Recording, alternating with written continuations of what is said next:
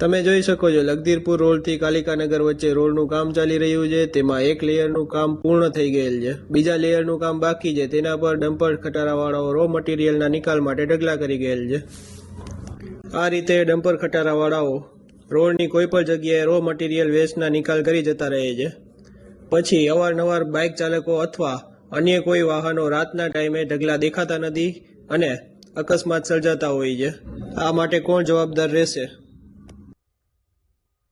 આ માટે કડક કાર્યવાહી થવી જોઈએ। આવું કૃત્ય કરનાર મોટાભાગે ડમ્પર ખટારાઓની નંબર પ્લેટ હોતી નથી અથવા તો નંબર પ્લેટ ઝાંખી હોય છે, જેથી કરીને નંબર દેખાતા નથી। આ વિડીયો રફાળેશ્વર સોબલ સિરામિક પાસેના ઓવરબ્રિજના સર્વિસ રોડ ઉપર ડમ્પર ટ્રાન્સપોર્ટવાળાઓએ રો મટીરિયલનો નિકાલ કરી રોડ વચ્ચે ઢગલો કરી દીધેલ છે। આ રીતે આ ડમ્પરવાળાઓ અવારનવાર આવા કૃત્યો કરી રહ્યા છે। તમે જોઈ શકો છો ખટારાને નીકળવામાં પણ મુશ્કેલી આવે છે। અત્યારે આવી હાલત છે।